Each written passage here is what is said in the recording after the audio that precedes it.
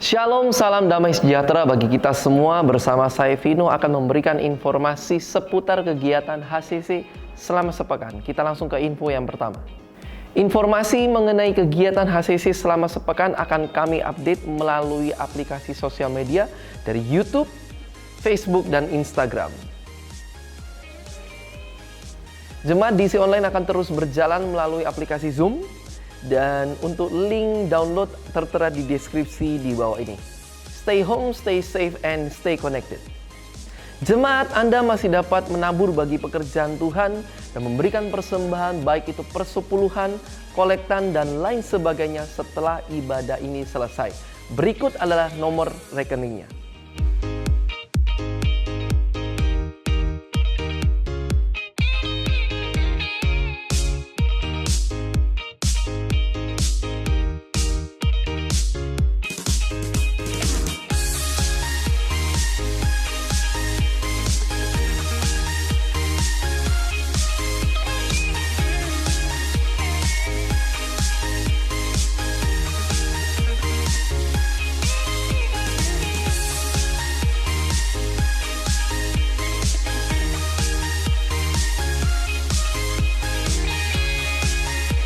Online service hari Minggu tanggal 12 April 2020 pada pukul 10 pagi akan dilayani oleh PDP Chenli Veronica.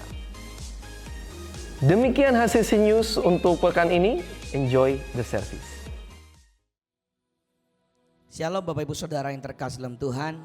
Hari ini kita memperingati kematian Tuhan di kayu salib. Kita percaya bahwa karya terbesar Tuhan ketika Dia mati di kayu salib menebus setiap dosa kita. Mari saudaraku, kita hormati hadirat Tuhan. Mari kita bersama-sama berdoa. Kita bersyukur kepada Tuhan kita yang baik. Karena kematiannya lah kita ada hari ini. Terima kasih Tuhan Yesus. Terima kasih Roh Kudus. Biarlah Tuhan kami siapkan pagi hari ini Tuhan, hati kami untuk memuji, menyembah, memuliakan Engkau. Karya terbesar, kasih yang terindah, hati yang mulia, dan hanya kami bisa temukan di dalam Yesus Tuhan dan Juru Selamat kami yang hidup. Mari Roh Kudus, Engkau hadir di tengah-tengah kami. Engkau hadir di rumah tangga kami. Engkau hadir di tengah-tengah Tuhan ibadah Tuhan pagi hari ini bersama-sama dengan saudara-saudara kami yang lain. Terima kasih Roh Kudus, terima kasih. Terima kasih Bapa. Terpujilah Engkau kekal sampai selama-lamanya.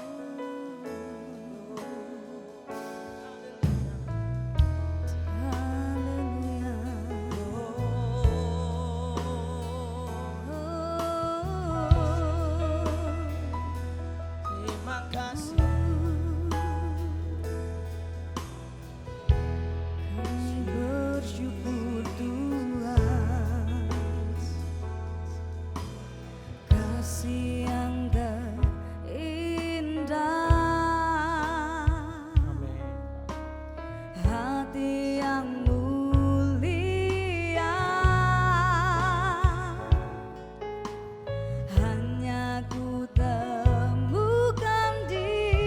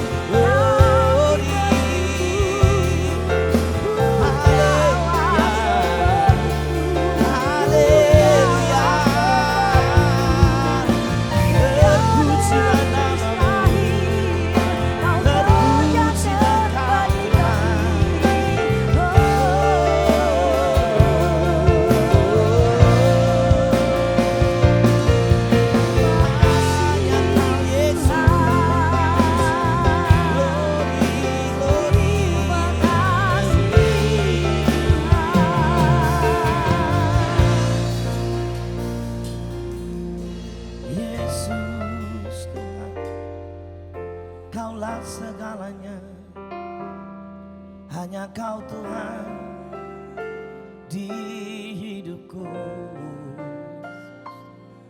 Karena salibmu, karena salibmu Tuhan, ku hidup, ku dipulihkan. Oh, terpujilah Engkau Tuhan, terpujilah Engkau Yesus.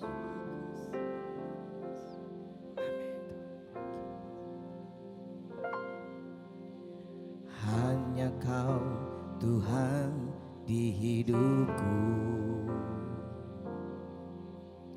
Kau berikan hidup yang baru. Darah-Mu menyucikan, pulihkan hatiku. Ku nyatakan Kaulah segalanya. Engkaulah sumber pengharapan, kuasa-Mu sanggup menyembuhkan.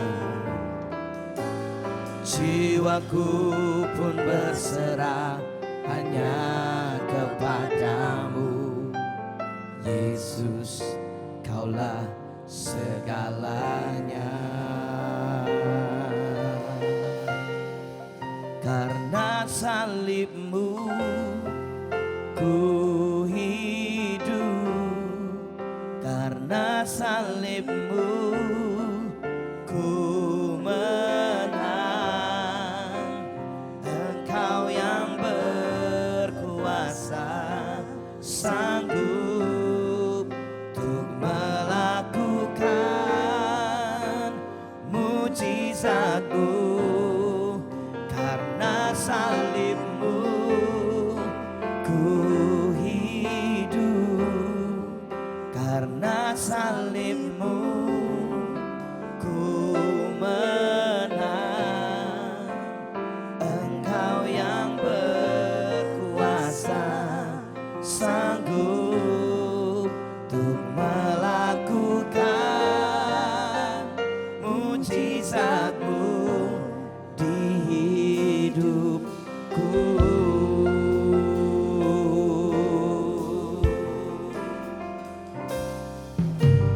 Hanya Kau Tuhan di hidupku. Amin Tuhan. Kau berikan hidup yang baru. Darah-Mu menyucikan, pulihkan hatiku. Ku nyatakan Kaulah segalanya. Engkaulah sumber Tuhan, Engkaulah sumber pengharapan. Kuasa-Mu sanggup menyembuhkan. Jiwaku pun berserah hanya kepadamu, Yesus, Kaulah segalanya. Sama-sama kita katakan, karena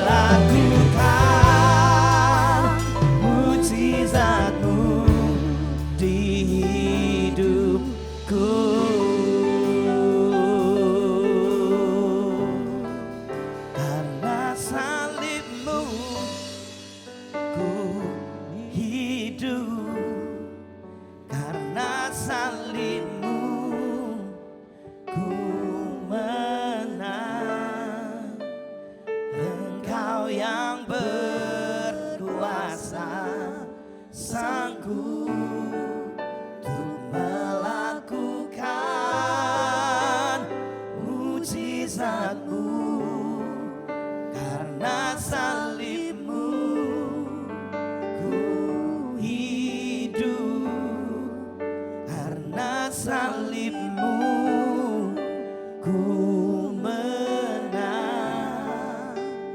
Engkau yang berkuasa, sanggup untuk melakukan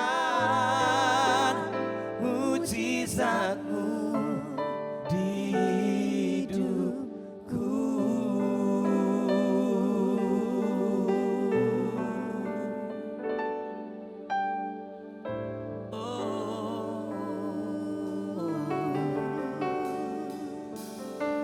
Terpujilah namamu, Engkau sanggup, hanya Kau Tuhan. Engkau sanggup, Kau yang berkuasa, karena salibmu, karena salibmu Tuhan, yang perkasa, ku hidup, ku menang. tiada yang lebih daripada. Karena salibmu Tuhan, karena kuasamu Yesus. Karena kasih-Mu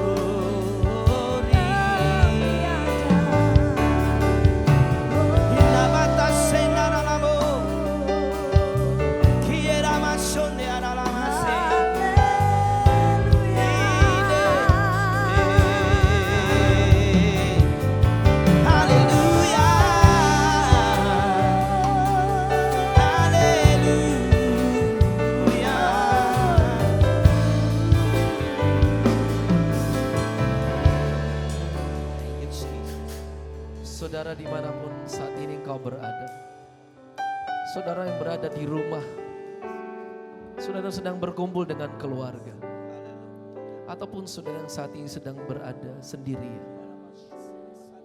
Hari-hari ini, berita apakah yang saudara dengar? Sekeliling kita, mungkin yang kita dengar adalah berita hal-hal yang membuat iman kita lemah. Tapi hari ini, melalui kematian Tuhan Yesus Kristus, Dia membawa satu pesan dan berita bagi kita semua, yaitu pengharapan. Oleh sebab itu, dimanapun engkau berada pada saat ini, mari membangkitkan iman saudara, karena kematian Kristus memberi pengharapan yang baru bagi setiap saya dan saudara hari-hari. Mari datang kepada Tuhan, bersyukur kepada Tuhan, perkataan-perkataan pengharapan, perkatakan perkataan iman, bangkitkan iman saudara, datang kepada Tuhan Yesus. Mari buka tangan saudara, angkat hati saudara kepada Tuhan. Kita ucapkan syukur kita kepada Tuhan. Dia sumber pengharapan. Haleluya, haleluya. Kami datang kepadamu Tuhan Yesus. Kami mau bersyukur Tuhan, dan kami mau berkatakan Tuhan, kasih-Mu atas hidup kami. Mari sama-sama. Kasih-Mu, come on. Karya nyata di dalamku Tuhan. Ya Tuhan Yesus, Dia yang memegang setiap hidup saya dan saudara, amin. Jangan pernah takut, kita punya Tuhan Yesus. Di dalam genggamanmu Tuhan, oh, darahmu salibmu menebus hidupku. Tuhan Yesus pegang setiap kami Tuhan hari ini. Namamu berkuasa,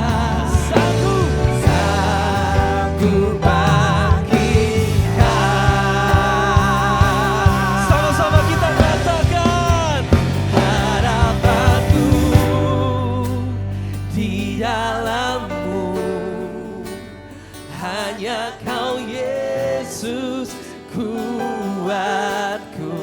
Ku percaya Kau Tuhan, oh, haleluya.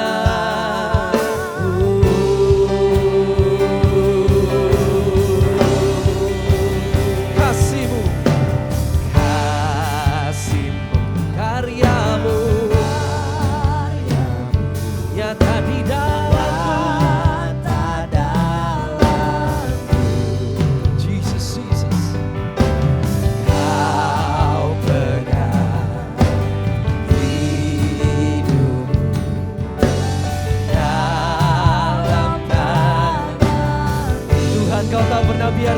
sendiri.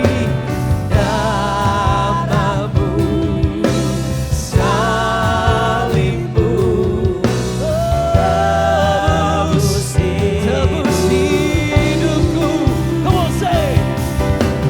Namamu berkuasa, yang sanggup angkat kata kami Tuhan.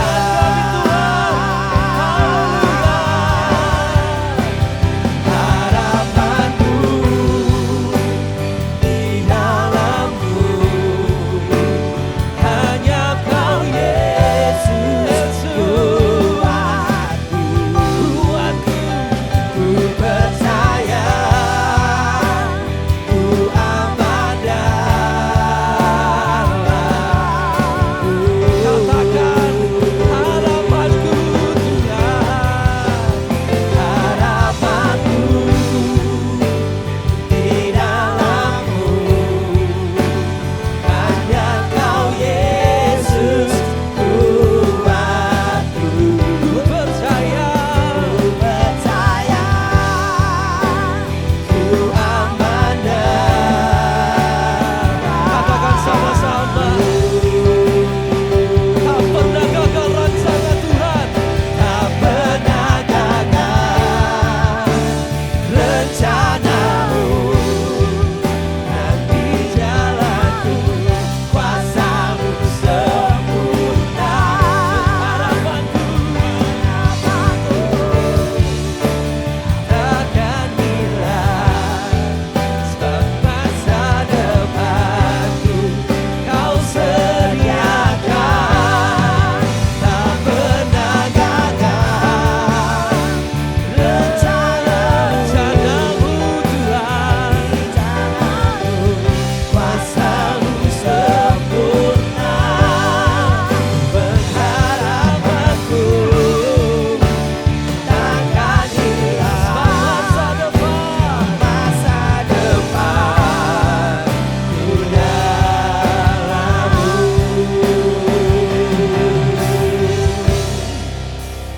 Harapanku di dalam-Mu, hanya Kau Yesus, kuatku, ku percaya, ku aman dalam-Mu.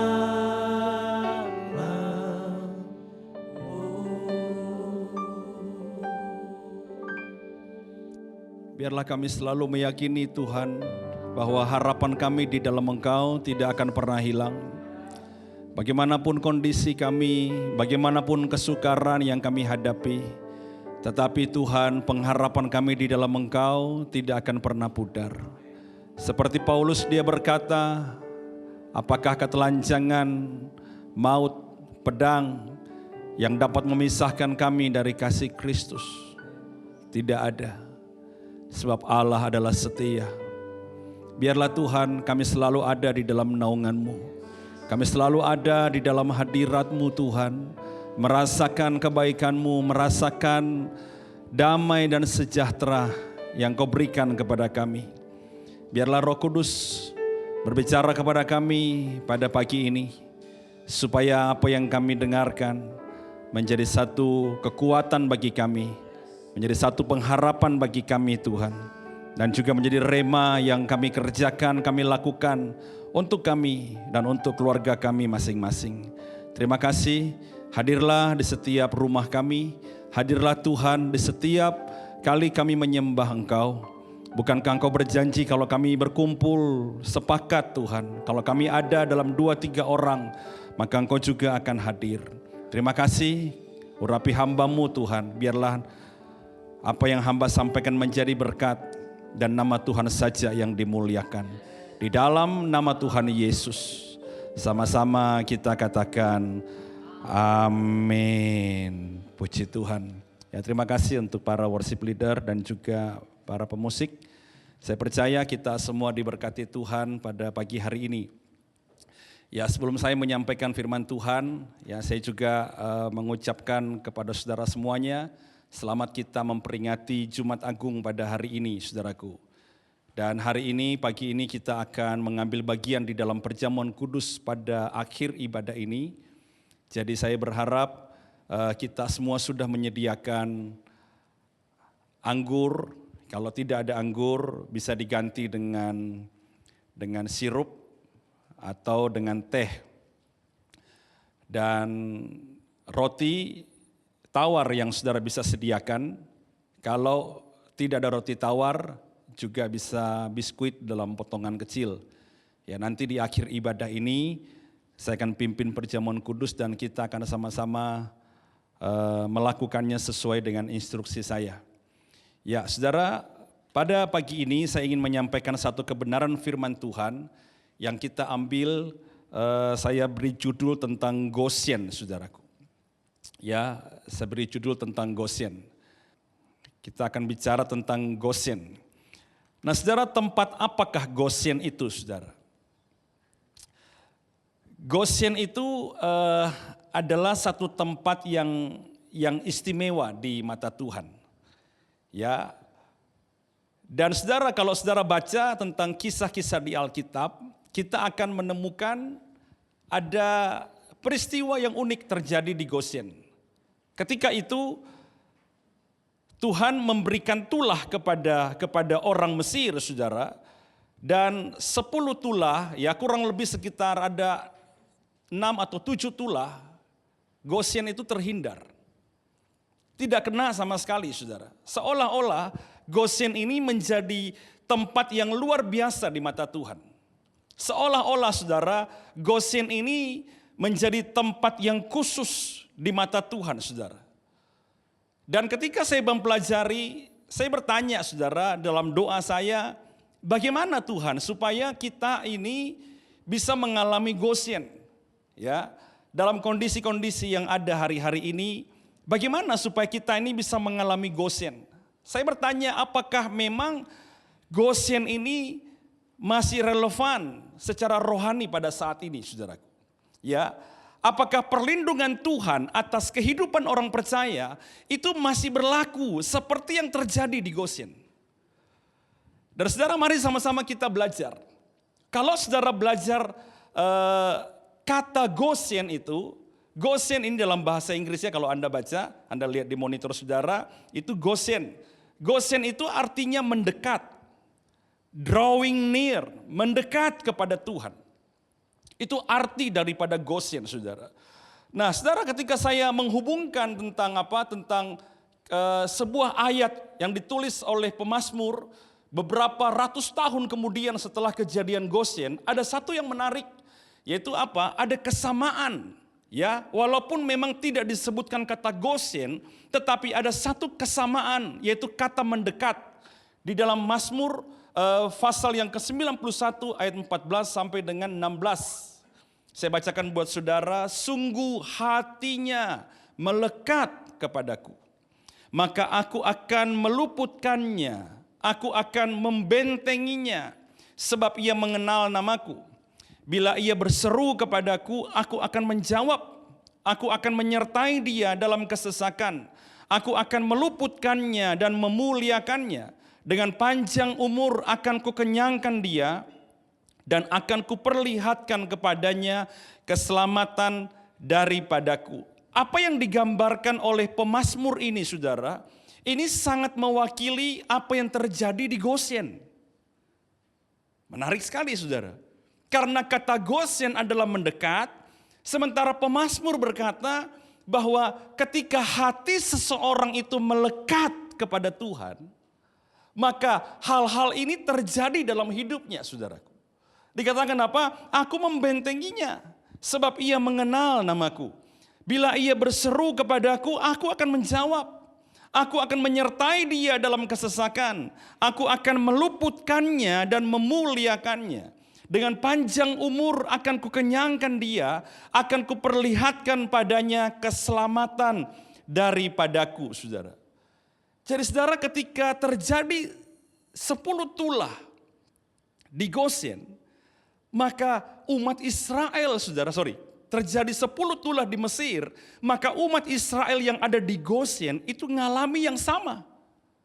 Allah membentengi mereka, Allah mendengar doa mereka, Allah meluputkan mereka, Allah menyertai mereka, bahkan diperlihatkan keselamatan yang daripada Tuhan.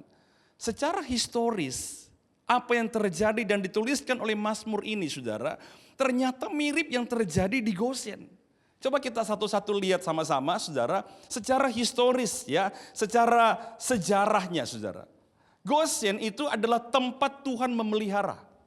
Dikatakan apa? Kejadian 45 ayat 10 sampai 11. Engkau akan tinggal di tanah Goshen dan akan dekat kepadaku. Ini kata Yusuf kepada saudara-saudaranya, kepada orang tuanya. Engkau serta anak cucumu, kambing, domba, dan lembu sapimu, dan segala milikmu. Di sanalah aku memelihara engkau. Sebab kelaparan ini masih ada 5 tahun lagi. Supaya engkau jangan jatuh miskin bersama seisi rumahmu dan semua orang yang ikut serta dengan engkau, saudara. Dikatakan apa? Bahwa di tanah Goshen ini secara historis kejadian nyata, ya, orang-orang yang ada di Goshen dalam perlindungan Tuhan, mereka dipelihara loh dalam masa-masa sukar. Mereka diberi makan. Ketika kelaparan terjadi, ketika mereka tidak bisa lagi beli, saudara. Saudara tahu apa yang terjadi pada 2 tahun mulainya kelaparan, ya, orang-orang yang ada di Mesir itu pertama membeli dari Yusuf dengan uangnya, dengan emas dan perak. Setelah habis uang mereka, mereka kemudian membeli dengan apa? Dengan ladangnya, saudara. Setelah habis ladang harta benda ternaknya, mereka membeli dengan hidupnya, dengan tubuhnya, dengan tenaganya menjadi budak. Karena tidak terbeli, saudara. Sangat panjang kelaparan ini. Dan tahun yang kedua, saudara, orang Israel dibawa masuk ke Goshen dan Yusuf ngomong ini, saudara, aku akan pelihara hidupmu. Di masa-masa sukar, di masa-masa ketika makanan sulit, ya, ketika apa? Ketika barang-barang sulit didapatkan, dia berkata apa? Di sanalah aku akan memelihara engkau. Di Goshen yang dekat dengan aku, kata Yusuf. Disitulah aku memelihara hidupmu. Supaya engkau jangan jatuh miskin. Supaya engkau bisa hidup seisi rumahmu terjaga. Bahkan orang-orang yang ikut dengan engkau. Ini secara historis terjadi, saudara. Jadi kita kembali dulu ini bolak-balik ya. Saya akan jelaskan kepada saudara Mazmur 91 ya. Kemudian kita akan kembali pada Goshen apa yang terjadi. Karena ada kemiripan, saudara. Ada kemiripan. Yang kedua, saudara, Goshen itu menjadi tempat yang istimewa. Kenapa? Karena secara kejadian historis sejarah, di Goshen lah tempat Tuhan memberikan yang terbaik. Dalam Kejadian 45 ayat 18, ya, dikatakan begini, saudara. Jemputlah ayahmu dan seisi rumahmu, dan datanglah mendapatkan aku. Maka aku akan memberikan kepadamu apa yang paling baik di tanah Mesir, sehingga kamu akan mengecap kesuburan tanah ini. Saudara, secara geografis, ya, geografis tanah Goshen itu memang ada sungai. Ya, sungai itu memisahkan mereka dari tanah Mesir. Memang tanah itu tersendiri, saudara. Dan juga ada padang rumput yang cukup luas. Ya, jadi bagi orang Israel yang memang peternak, saudara, penggembala kambing domba, itu adalah tanah yang terbaik. Dan bagi Yusuf itulah tanah yang terbaik. Dan dia berkata apa? Apa yang paling baik di tanah Mesir ini, saudara. Ini kata Firaun, bahkan dia berkata, akan kuberikan kepadamu sehingga engkau mengecap kesuburan dari tanah ini. Saudara, di Goshen lah tempat orang Israel dipelihara. Tempat orang Israel mendapatkan yang terbaik, saudara. Anugerah yang sempurna. Yakobus berkata apa? Anugerah yang sempurna datangnya dari Bapa segala terang. Amin, saudaraku. Ya, diturunkan, saudara, supaya kita bisa menerima yang sempurna daripada Tuhan. Coba lihat lagi, saudara, apa yang terjadi di Goshen. Ya, ada 3 yang istimewa. Ini yang ketiga, dikatakan apa? Goshen itu adalah tempat Tuhan membuat perbedaan. Keluaran 8, 22 sampai dengan 23. Ya, kita baca sama-sama, saudara, ya. Keluaran pasal yang ke-8, 22 sampai dengan 23. Tetapi pada hari itu aku akan mengecualikan tanah Goshen di mana umatku tinggal. Sehingga di sana tidak ada terdapat pikat. Supaya engkau mengetahui bahwa aku Tuhan ada di negeri ini. Sebab aku akan mengadakan perbedaan antara umatku dan bangsamu. Besok tanda mujizat ini akan terjadi. Jadi saudara, ketika itu tulah-tulah datang bergantian saudara, Tuhan mengucapkan firman ini melalui Musa. Dia berkata, aku akan mengecualikan Gosen. Sehingga di tanah Gosen ya tidak terdapat tulah. Sehingga di tanah Gosen saudara tidak terdapat apa? Tidak terdapat kematian, tidak terdapat wabah dikatakan saudara. Nah saudara, ketika saudara perhatikan ini, maka secara historis yang terjadi di Gosen secara nyata, secara sejarahnya kita lihat saudara yang tertulis di Alkitab terjadi di Gosen itu dituliskan lagi oleh Mazmur 91. Ngerti ya saudara ya? Jadi kita sudah lihat saudara, Allah memelihara, Allah berikan yang terbaik, Allah buat perbedaan. Secara sejarahnya terjadi seperti itu saudara. Kemudian saudara diulang lagi di Mazmur 91 dan katanya sama saudara. Kata Gosen itu mendekat. Sementara Mazmur 91 yang hatinya melekat sama Tuhan. Artinya apa saudara? Bahwa memang kita tidak bisa lagi tinggal di Gosen secara historis, secara lahan, tanah, kasat mata. Tetapi secara rohani saudara, kita bisa mengalami Gosen. Karena Gosen yang terjadi beberapa ratus tahun sebelum Mazmur, ya ternyata dituliskan lagi. Dan itu sama saudara, Allah membentenginya, Allah memeliharanya, Allah menjawab doanya, Allah meluputkannya, Allah memberikan keselamatan. Jadi saya percaya saudara, bukan hanya terjadi di Mazmur 91. Kita pun bisa ngalami saudaraku. Asalkan apa yang dibuat di Gosen pada zaman Yusuf, apa yang dibuat oleh pemazmur pada zaman kitab-kitab, harus kita lakukan zaman sekarang. Lengkap ya saudaraku ya. Karena Tuhan bisa membuat mujizat yang sama, memberikan janji yang sama saudara. Apa yang terjadi di Gosen, terjadi di Mazmur 91, dapat juga terjadi kepada kita. Kuncinya satu saudara. Arti kata Gosen, yaitu apa? Mendekat. Ketika kita belajar untuk mendekatkan diri kita sama Tuhan, secara rohani, kita ini sedang ada dalam satu dimensi di mana kita mendapatkan perlindungan Tuhan, pemeliharaan Tuhan, dan juga perbedaan yang Tuhan akan buat dalam hidup kita. Ini yang harus kita alami saudaraku.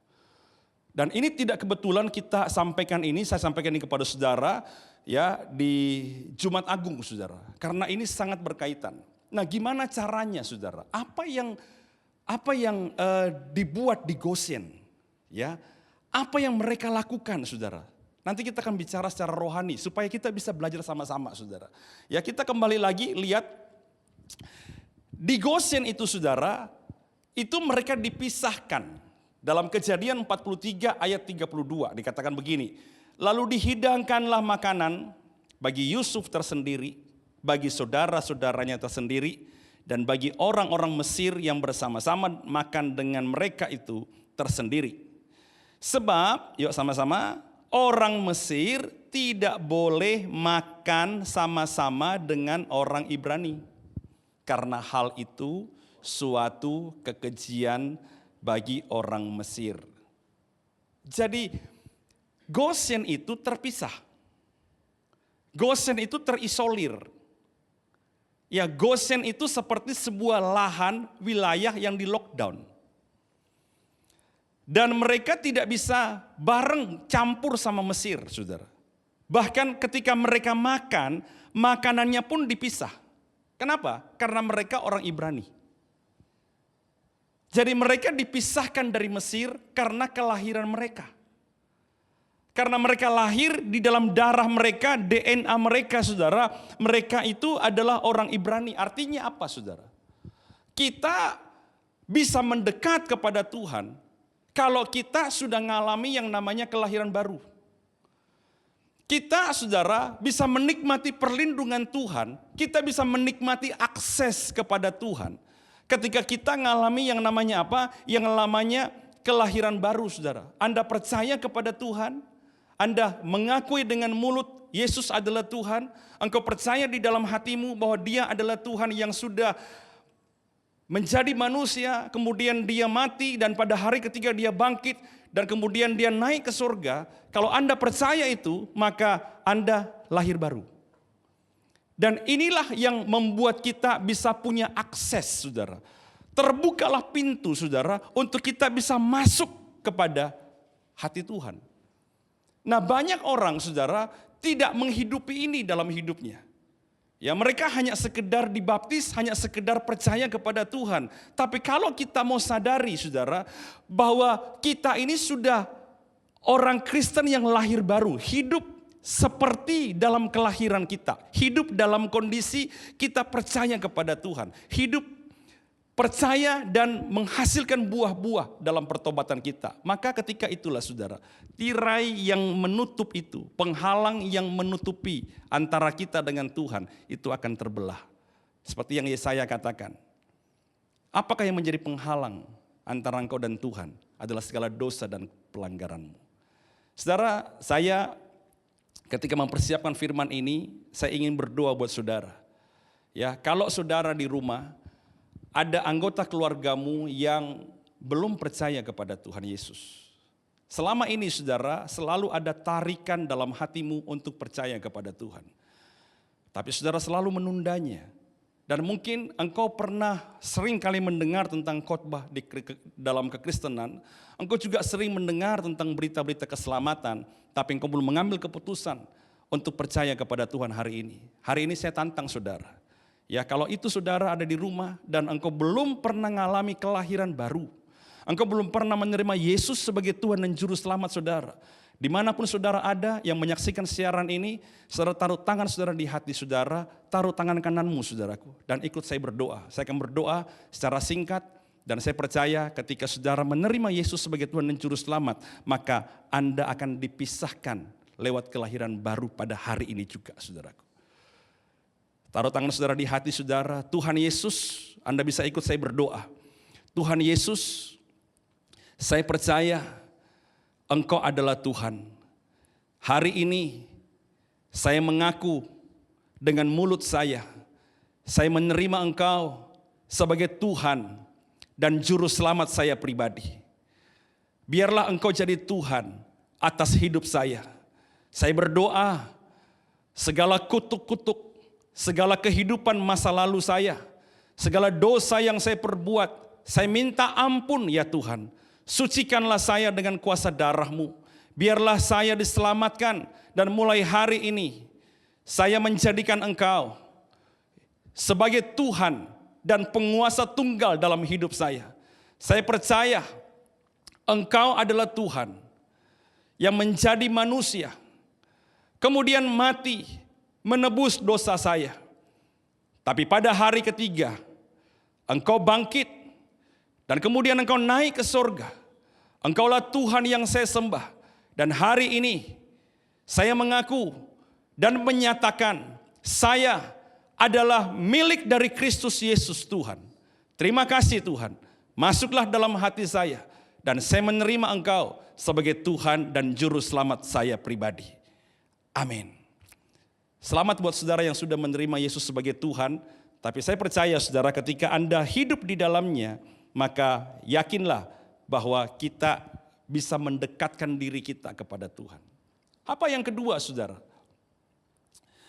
Ya, yang kedua, hiduplah secara berbeda. Cara kita mendekat kepada Tuhan, selain kita harus lahir baru, kita harus hidup secara berbeda. Kita nggak bisa hanya sekedar aku lahir baru, tetapi hidup kita tidak pernah berbeda dengan dunia. Makanya kita tidak punya akses. Kita hanya sekedar jadi Kristen. Kita hanya pakai jubah agama kita. Tapi kita tidak pernah jadi orang percaya di dalam hidup kita, saudaraku. Kalau kita hidup hanya sekedar jubah agama, kita tidak pernah bisa mendekat sama Tuhan. Janji yang Tuhan ucapkan kepada kita jelas tidak berlaku, saudaraku. Hanya berlaku ketika kita hidup secara berbeda. Anda baca sama-sama Kejadian pasal 46 ayat 31 sampai dengan 34, saudaraku. Ya. Dikatakan begini, kemudian berkatalah Yusuf kepada saudara-saudaranya dan kepada keluarga ayahnya itu, aku mau menghadap Firaun dan memberitahukan kepadanya, saudara-saudaraku dan keluarga ayahku yang tinggal di tanah Kanaan telah datang kepadaku. Orang-orang itu gembala kambing domba, perhatikan. Sebab mereka itu pemelihara ternak. Dan kambing dombanya, lembu sapinya, dan segala miliknya telah dibawa mereka. Nah, ini Yusuf ajarkan kepada saudara-saudaranya. Apabila Firaun memanggil kamu dan bertanya, apakah pekerjaanmu? Maka jawablah, hamba-hambamu ini pemelihara ternak. Sejak dari kecil sampai sekarang, baik kami maupun nenek moyang kami, dengan maksud supaya kamu boleh diam di tanah Gosen. Sebab segala kambing domba adalah suatu kekejian bagi orang Mesir. Dikatakan apa, saudara? Kalau kamu ditanya sama Firaun, bilang kamu ini penggembala apa? Penggembala pemelihara ternak. Karena kambing domba itu kekejian bagi orang Mesir. Artinya apa, saudara? Bahkan dikatakan apa? Sejak kami kecil, ya, sampai sekarang, bahkan dari nenek moyang kami, itu pemelihara ternak. Mereka mau bilang begini sama orang Mesir, saudara. Hidup kami berbeda. Pola kami berbeda. Cara kami hidup setiap hari berbeda dengan kamu. Mesir adalah gambar dunia. Dan Gosen itu bicara umat percaya. Kalau kita ini mendekat sama Tuhan, saudara, Anda harus mau hidup secara berbeda. Kita tidak pernah bisa menikmati kedekatan, kelekatan kita sama Tuhan, kalau kita ini tidak pernah berbeda dengan dunia. Kita tidak bisa menjadi pengikut Kristus yang sejati, kalau kita masih melekatkan diri kita kepada dunia, saudara. Kita harus beda dengan dunia, karena dunia, mengasihi dunia adalah perseteruan dengan Allah, saudaraku. Nah, ketika orang Ibrani ini, saudara, berkata, kami ini berbeda. Maka saudara, kita harus berbeda dalam apa? Dalam pola hidup kita. Dalam cara kita bekerja, saudara. Anda harus berbeda di masa-masa kritis seperti sekarang, saudara. Ya, saya melihat ada banyak sekali, entah dia orang percaya ataupun tidak, ya, seolah-olah sudah hilang kasih menjadi dingin, saudara, ya. Mau orang percaya maupun tidak, saudara, mereka malah mengeruk keuntungan yang besar justru dalam kesengsaraan orang-orang. Saya mau bilang sama saudara, kalau engkau orang percaya, bekerjalah secara jujur, ya, tetap utamakan hati nurani saudara, tetap utamakan mengasihi sesama kita dan menjadi berkat. Saudara, mari kita hidup secara berbeda. Kita bisnis secara berbeda di masa-masa sukar seperti ini. Ya, kita hidup secara berbeda, saudara. Kita menguduskan kehidupan kita. Dalam keseharian kita tampil secara berbeda. Kita menjadi orang umat percaya yang menampilkan terang kita, saudaraku. Justru di masa-masa kegelapan kayak begini. Ya, jadi mari saya ajak saudara, marilah kalau engkau ingin mendapatkan kelekatan dengan Tuhan, engkau ingin mendekat kepada Tuhan, hiduplah secara berbeda seperti yang dilakukan umat Israel di tanah Gosen, saudara. Kalau Anda baca di dalam Roma pasal 12 ayat yang kedua dikatakan begini. Karena itu saudara-saudara, demi kemurahan Allah aku menasihatkan kamu supaya kamu mempersembahkan tubuhmu sebagai persembahan yang hidup, yang kudus dan yang berkenan kepada Allah. Itulah ibadahmu yang sejati, saudara. Ya, kemudian saudara perhatikan dalam the message, so here what I want you to do. God helping you. Take your everyday, ordinary life, your sleeping, eating, going to work, and working around life. Dikatakan apa, saudara? Bahwa ambil setiap harimu, kehidupanmu sehari-hari, Ketika engkau tidur, ketika engkau makan, ketika engkau pergi kerja, ketika engkau berjalan sepanjang hidupmu ini, bawa itu sebagai persembahan kepada Tuhan. Ini dia, saudara. Itu yang dimaksud oleh Roma, persembahkan tubuhmu sebagai persembahan yang hidup. Ini yang dilakukan oleh orang-orang di Goshen, saudara. Mereka berbeda. Mereka bergaul dengan orang Mesir, mereka ada di sana, mereka pulang mungkin pada sore hari, tapi ketika mereka menggembalakan, mereka juga melihat kondisi-kondisi tanah Mesir itu, saudara, tapi mereka berbeda. Cara mereka kerja, cara mereka berpikir, cara mereka berkata-kata, cara mereka sembahyang, semua berbeda. Nah, saudara, ini yang harus kita hidupi, saudara. Supaya apa? Supaya janji di Mazmur 91 itu menjadi bagian dalam kehidupan kita. Di tengah-tengah kesukaran hari-hari ini, saudara, kita mendapatkan perlindungan kita mendapatkan keselamatan kita, saudara. Kita mendapatkan anugerah daripada Tuhan. Amin. Nah, lihat lagi, saudara, apa yang dilakukan di Goshen. Ya, bagaimana cara mereka hidup? Keluaran 8:25 sampai dengan 27 dikatakan begini, saudara. Lalu Firaun memanggil Musa dan Harun serta berkata, pergilah, persembahkanlah korban kepada Allahmu di negeri ini. Tetapi Musa berkata, tidak mungkin kami berbuat demikian. Sebab korban yang akan kami persembahkan kepada Tuhan, Allah kami, adalah kekejian bagi orang Mesir. Apabila kami mempersembahkan korban yang menjadi kekejian bagi orang Mesir itu di depan mata mereka, tidakkah mereka akan melempari kami dengan batu? Kami harus pergi ke padang gurun 3 hari perjalanan jauhnya untuk mempersembahkan korban kepada Tuhan Allah kami, seperti yang difirmankannya kepada kami. Nah, saudara perhatikan, saudara, dikatakan apa? Musa berkata kepada Firaun, apa yang kami persembahkan, korban kepada Allah, itu kekejian bagi orang Mesir. Saudara perhatikan, saudara, di Goshen apa yang mereka buat? Sehingga Tuhan melindungi mereka, Tuhan membela mereka, Tuhan mengistimewakan mereka. Apa yang terjadi? Apa yang dibuat oleh mereka di Goshen? Yang ketiga, mereka mempersembahkan korban senantiasa. Saudara, cara kita mendekat kepada Tuhan, kita harus belajar memberikan korban kita yang terbaik. Saya jujur ngomong sama saudara, ya, saya menemukan banyak orang Kristen hari-hari ini, mereka punya mezbah, tapi mereka sudah tidak punya lagi korban. Ada banyak keluarga-keluarga Kristen, saudaraku, yang mereka rajin beribadah, tetapi mereka tidak punya lagi mezbah keluarga. Mereka tidak punya lagi korban di mana mereka menaruh kedagingan mereka di sana. Mereka tidak punya lagi mezbah yang mereka korbankan ego mereka di sana, saudara. Mereka tidak lagi menjadi penyembah-penyembah. Mereka hidup dalam rutinitas agamawi. Saya mau bilang sama saudara, mari kita belajar, saudara, membayar harga. Membayar harga dari apa, saudara?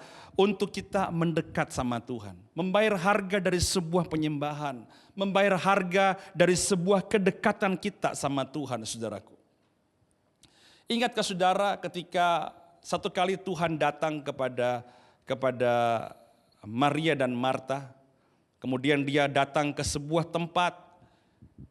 Mereka duduk sama-sama, kumpul sama-sama. Dan di tengah-tengah kerumunan orang banyak itu datanglah seorang wanita.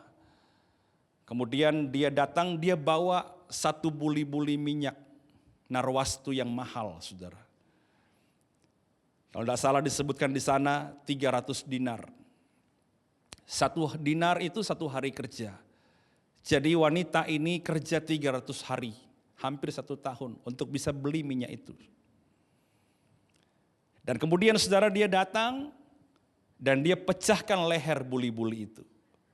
Mungkin Anda pernah lihat ya, ada satu minyak wangi yang tanpa putaran, tanpa tutup. Ya, tanpa tutup, tapi itu hanya sebuah botol dengan leher yang tipis. Kalau mau pakai hanya sekali pakai, saudara. Itulah minyak narwastu yang mahal. Biasanya mereka menyiapkan itu untuk pernikahannya. Tapi kemudian dia pecahkan, saudaraku. Artinya apa? Sekali aku pecahkan, tidak mungkin bisa disimpan. Dan dia curahkan ke kaki Yesus. Dia basuh dan dia basuh dengan rambutnya. Orang bilang, ngapain pemborosan ini? Untuk apa? Bukankah uangnya bisa dipakai untuk apa? Untuk orang-orang miskin. Tuhan berkata apa? Orang miskin selalu ada sama kamu. Tapi aku tidak selalu ada. Tahukah saudara? Seringkali saudara, kita itu menghabiskan waktu banyak kepada sesuatu yang bakal ada lagi saudara. Tapi kita selalu punya banyak alasan untuk datang sama Tuhan pada waktu ada kesempatan. Padahal kita tidak tahu inilah kesempatan yang terbaik untuk nyembah Tuhan. Mari belajar saudara. Kita tidak bisa mengalami Goshen secara rohani. Kita nggak bisa mengalami perlindungan Tuhan. Kita nggak bisa mengalami bagaimana Dia membentengi kita kalau kita tidak mendekat. Dan bagaimana Anda bisa mendekat saudara kalau kita tidak mau bayar harga untuk satu korban penyembahan kita. Bawa anak-anak saudara, ayo walaupun sulit memang saudara. Membangun sebuah mezbah dalam rumah itu jauh lebih sulit daripada berdoa di gereja. Memang jauh lebih sulit. Tapi itulah saatnya, inilah saat-saat yang paling baik kita di rumah ya. Kita karantina diri di rumah, mengisolasi diri, kita berdoa banyak, kita menyembah banyak saudara. Sampai satu kali saya baca satu artikel ya, tulisan teman lah. Ya dia bilang begini, apa yang berubah setelah lockdown? Apa yang berubah setelah karantina? Dia berkata, akankah kita lebih banyak hal-hal duniawi yang kita tahu? Akankah kita lebih banyak hafal film drama Korea? Dia berkata. Apakah kita lebih banyak menghabiskan uang kita untuk pulsa dan surfing internet? Apakah kita ini lebih banyak menuliskan hal sia-sia di sosial media kita? Mana? Apakah ketika karantina ini selesai, ada enggak sesuatu yang rohani itu keluar? Ada enggak sesuatu yang harum itu keluar saudara dari hidup kita? Makanya kenapa kita susah dapat perlindungan. Kita susah dapat bagaimana kita ngalami Tuhan sungguh-sungguh. Kita susah mendekat. Kita kesulitan mendekat karena kita tidak mau bayar harga saudaraku. Mari kita belajar memberi yang terbaik. Ya, di tengah-tengah masa sukar, belajar tetap memberi saudara. Tetap menabur. Itu hal yang tidak gampang. Tapi itulah saatnya. Ingatkah saudara ketika Ishak ada di tanah Gerar, ketika itu kemiskinan terjadi, kemudian kekeringan terjadi saudara. Di tengah-tengah kekeringan dia menabur saudara. Saya baca beberapa berita-berita saudara, orang-orang tidak percaya, mereka mengumpulkan uang mereka mengumpulkan harta mereka menabur saudara bagi orang-orang di garda depan. Bagi orang-orang yang tenaga-tenaga medis saudara, mereka menolong orang-orang saudara. Ini saatnya kita jangan menjadi orang yang egois. Ya, kita harus belajar untuk tetap menolong orang saudara, menguatkan mereka. Dalam disi-disi online, kuatkan mereka saudara. Kadang-kadang memang memberikan waktu untuk Tuhan itu tidak mudah. Tapi inilah saatnya. Kalau saudara berkata, aku mau mendekat kepada Tuhan. Lakukan seperti yang dilakukan di Goshen saudara. Disitulah mereka berkata, kami ini ingin mempersembahkan korban sama Tuhan. Dunia mungkin berkata, bodoh kamu, ya ngapain seperti ini? Saudara, kita tidak. Kita berkata, aku tetap mau mempersembahkan korban kepada Tuhan. Jangan biarkan mezbah keluarga saudara kosong tanpa korban. Mari saudara, bawa anak-anak kita, bawa suami, istri, ya orang tua kita persembahkan korban setiap hari untuk Tuhan kita. Amin saudaraku. Nah saudara, apalagi saudara? Yang keempat, bagaimana cara mendekat kepada Tuhan? Apa yang dilakukan di Goshen saudara? Yang keempat adalah mengalami penebusan Kristus. Coba kita lihat ya, Keluaran pasal 12, 21 sampai dengan 23 saudara. Lalu Musa memanggil semua tua-tua Israel serta berkata kepada mereka, pergilah, ambillah kambing domba untuk kaummu dan sembelihlah anak domba Paskah. Kemudian kamu harus mengambil seikat hisop dan mencelupkannya dalam darah yang ada dalam sebuah pasu. Dan darah itu kamu harus sapukan pada ambang atas dan pada kedua tiang pintu. Seorang pun dari kamu tidak boleh keluar pintu rumahnya sampai pagi. Dan Tuhan akan menjalani Mesir untuk menulahinya. Saudara, kadang-kadang kita berkata tulah ini ya di luar kendali Tuhan. Saudara lihat saudara, tulah yang datang di Mesir, ya bahkan Tuhan mengizinkan dia menjalani Mesir untuk menulahinya. Tentu bukan Tuhan datang yang jahat, tetapi dia mengizinkan itu terjadi karena dia punya maksud. Apabila ia melihat darah pada ambang atas dan pada kedua tiang pintu itu, maka Tuhan akan melewati pintu itu dan tidak membiarkan, nah perhatikan, pemusnah masuk ke dalam rumahmu untuk menulahi. Jadi saudara, orang yang ingin mendekat sama Tuhan, ya selain kita lahir baru, selain kita hidup dengan cara yang berbeda, selain kita memberikan korban kita dalam sebuah penyembahan kepada Tuhan, kita harus mengalami penebusan. Ya, bukan hanya percaya pada penebusan, kita harus mengalami penebusan. Bagaimana Pak cara mengalami penebusan? Anda baca ini, ayat ini saudara. Jadi waktu mereka menyembeli domba, anak domba Paskah, darahnya itu disapukan pada tiang pintu, ambang pintu dan tiang pintu saudara. Terjadi pada malam itu. Hasil penyembelihan, hasil pengusapan darah membuat pemusnah tidak masuk ke dalam rumah. Kematian dihindarkan, kematian anak sulung di Goshen tidak terjadi. Artinya apa saudara? Waktu terjadi penyembelihan, terjadi korban, hasil dari korban ini dirasakan oleh orang yang mengorbankannya. Nangkap saudaraku ya? Kepada orang yang taat. Saya mau nanya sama saudara, apakah korban Kristus bagi kita berharga enggak? Apa yang Anda rasakan? Apakah kita hanya tahu Yesus sudah mati di kayu salib, kita merayakan Paskah setiap tahun, kita memuji Tuhan di Jumat Agung, kita mengambil perjamuan kudus. Tapi kita nggak pernah merasa bahwa hasil daripada kematian Kristus telah mengubah hidup kita. Kita harus ngalami.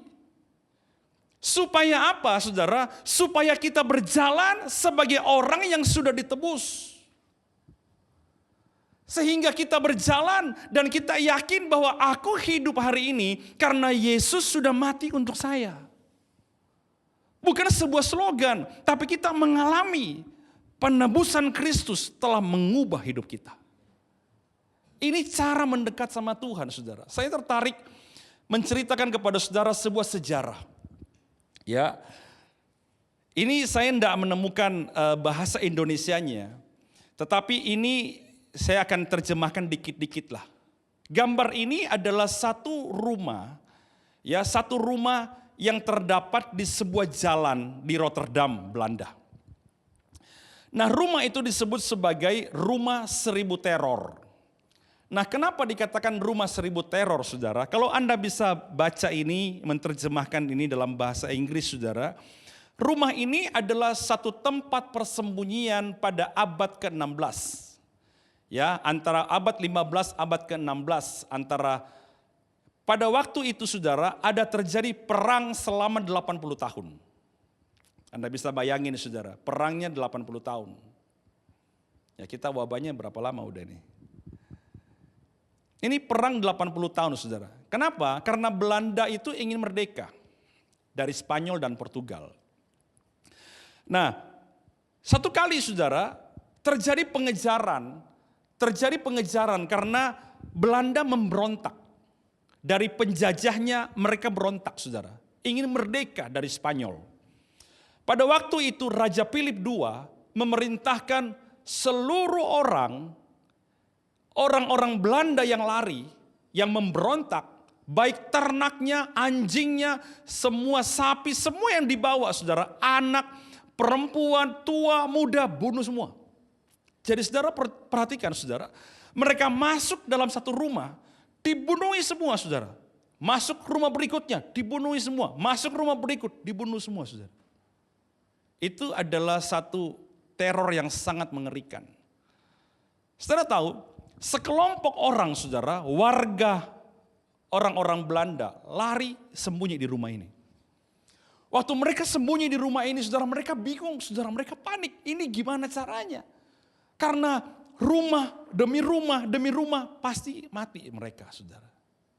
Entah, saya nggak bisa menjelaskan pada hari itu seperti apa. Tapi ini adalah kisah nyata dalam sejarah. Ya kisah hitam lah kalau saya bilang. Saudara tahu, Anda lihat bagian merah itu. They killed a kid and allowed the blood to flow beneath the door into the street. Jadi saudara bayangkan saudara, sekian banyaknya orang yang lari dan sembunyi di rumah ini. Maaf saya bilang sama saudara, itu membunuh anaknya.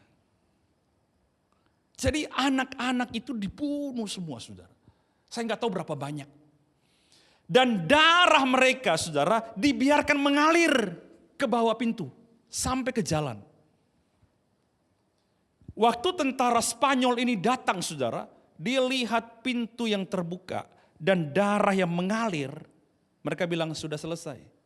Teman kita sudah bunuhi mereka. Mereka jalan. Rumah ini lolos.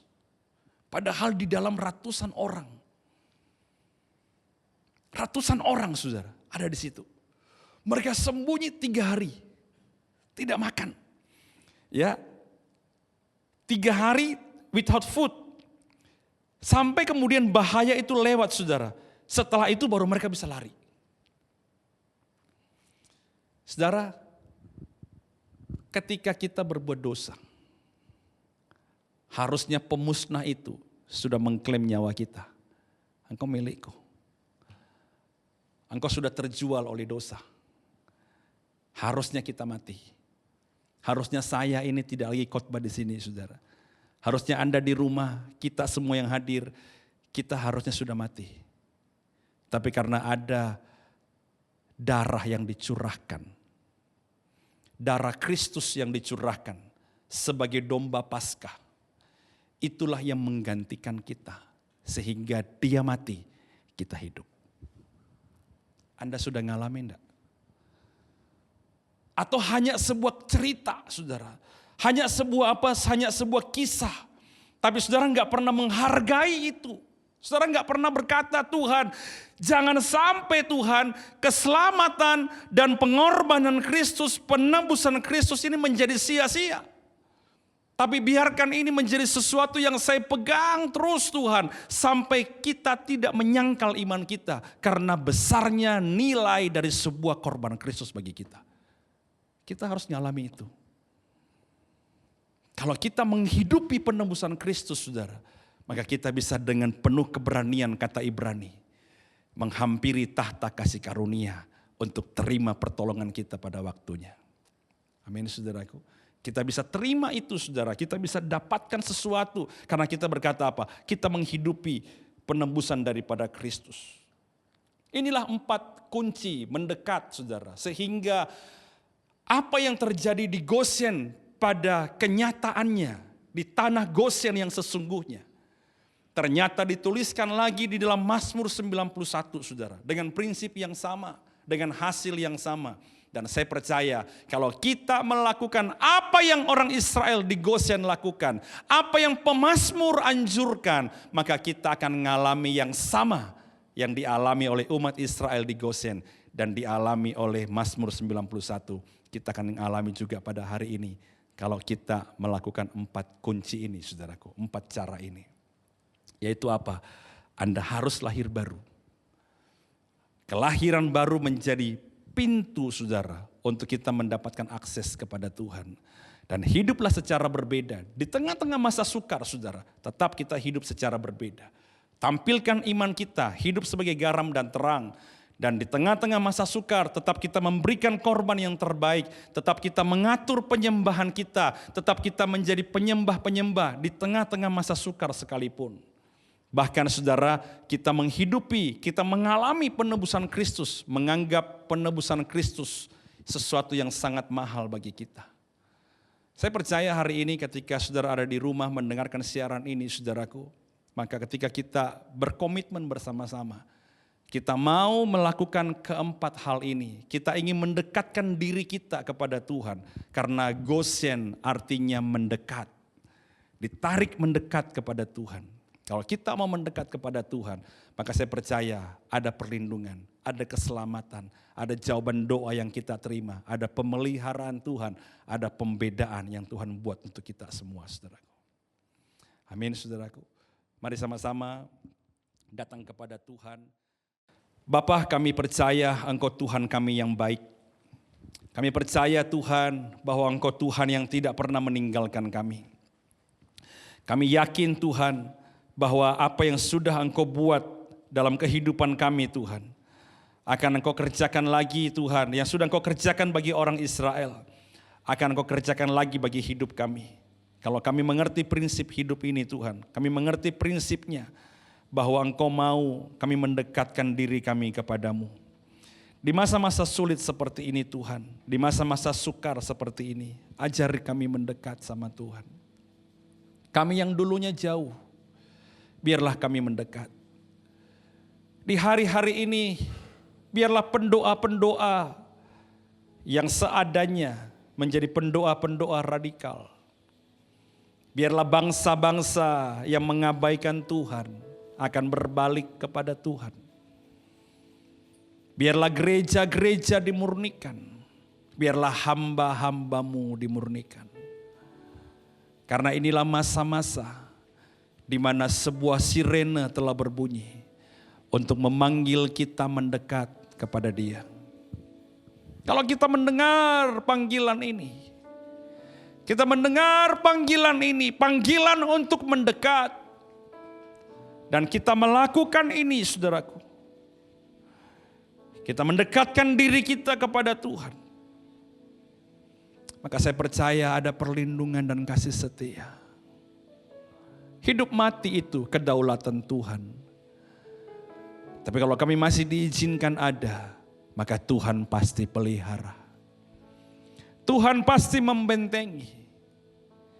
Dan biarlah kami ada untuk menjadi saksi bagi dunia yang gelap ini Tuhan. Haleluya.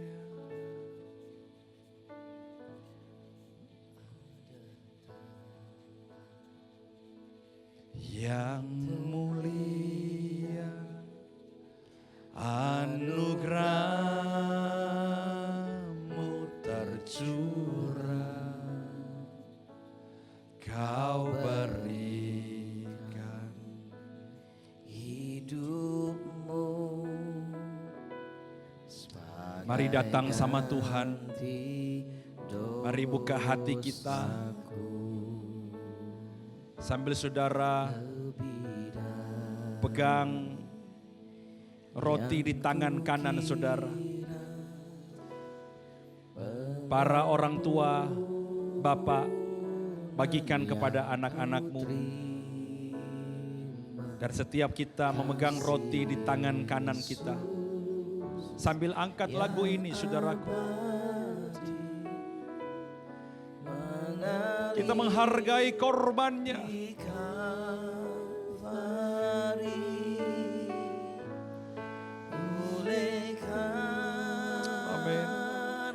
Salibmu, seluruh hidupku milikmu Tuhan, darahmu sucikanku,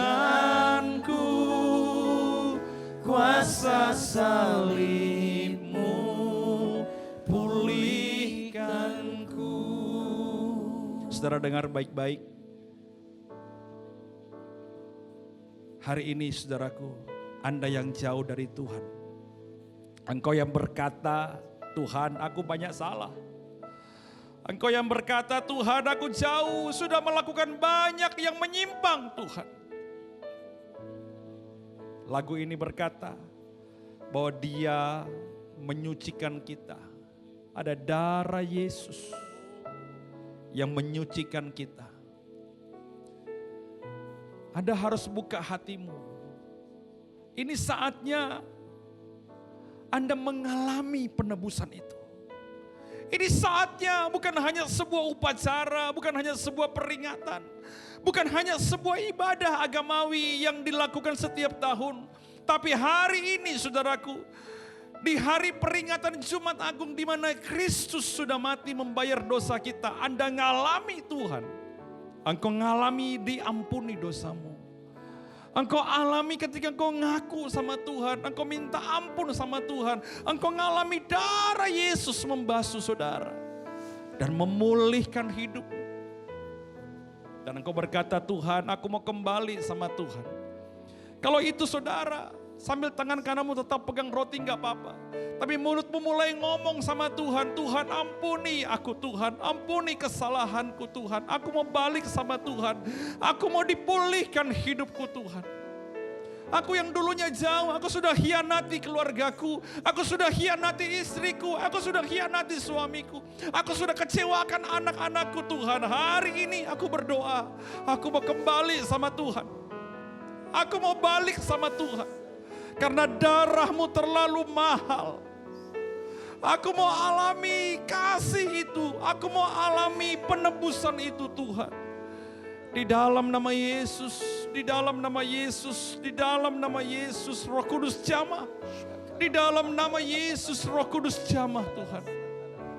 Dan hari ini Tuhan, biarlah pemulihan kelegaan itu kami terima di dalam nama Yesus. Mari kita angkat roti ini saudaraku. Musik ambil bagian rap saja. Sebab apa yang telah kuteruskan kepadamu, telah aku terima dari Tuhan. Bahwa Tuhan Yesus pada malam waktu ia diserahkan mengambil roti. Sesudah itu ia mengucap syukur atasnya. Ia memecah-mecahkannya dan berkata, inilah tubuhku yang diserahkan bagi kamu. Perbuatlah ini menjadi peringatan akan aku.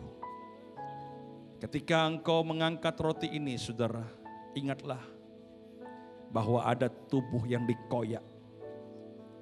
Ada tubuh yang disalib. Ada korban yang telah diberikan sebagai pengganti kita. Ingat itu. Di dalam nama Tuhan Yesus, mari kita makan bersama.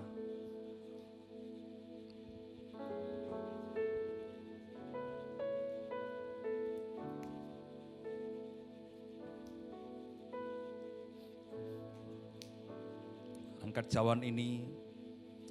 Demikian juga ia mengambil cawan sesudah makan lalu berkata, cawan ini adalah perjanjian baru yang dimeteraikan oleh darahku. Perbuatlah ini setiap kali engkau meminumnya, jadi peringatan akan aku. Percayakah saudara bahwa anggur yang atasnya kita mengucap syukur adalah persekutuan dengan darah Kristus yang sudah menebus dosa kita. Mari kita minum bersama dalam nama Yesus.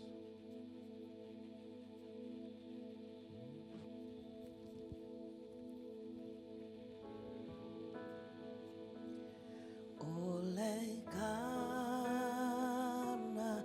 salibmu, Sama-sama angkat pujian ini.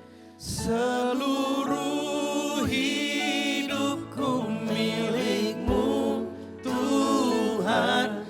Darahmu sucikanku, kuasa salibmu pulihkanku. Oleh karena salibmu, seluruh hidupku milikmu Tuhan. Darahmu sucikanku, kuasa salibmu pulihkanku. Angkat tangan saudara. Oleh karena salibmu, seluruh hidupku milikmu Tuhan.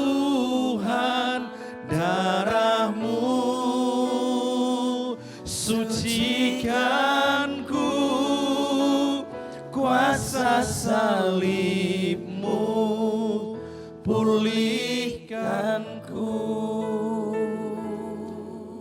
Kami terima anugerah-Mu Tuhan. Kami mau mendekatkan diri kami kepada Engkau. Kami mau merasakan apa yang dirasakan umat-Mu Israel di tanah Goshen. Kami ingin mengalami apa yang diucapkan oleh pemazmur 91. Bahwa Engkau Tuhan membentengi kami. Engkau Tuhan menyelamatkan kami. Engkau Tuhan mendengar doa kami. Dan ajari kami melakukan yang sama, yaitu mendekatkan diri kami kepada Tuhan. Supaya di hari Jumat Agung ini Tuhan, kami benar-benar mengalami penebusan Kristus yang memerdekakan kami. Terima kasih Tuhan, biarlah segala anugerah berkat kasih setia-Mu turunlah dalam keluarga, setiap keluarga demi keluarga. Diberkatilah hidup nikah saudara, diberkatilah kehidupan pernikahan-Mu, bahkan hidup keluarga dan anak-anak-Mu. Dipelihara makan minum pakai-Mu, dijauhkan segala sakit penyakit wabah apapun dari rumah-Mu. Dan biarlah Engkau hidup seturut sekehendak dengan apa yang Tuhan mau. Biarlah Engkau terima ini di dalam nama Tuhan Yesus. Demi nama Bapa, Anak dan Roh Kudus. Ialah di dalam nama Tuhan Yesus Kristus. Setiap kita yang sudah menerima berkat, katakan sama-sama, amin.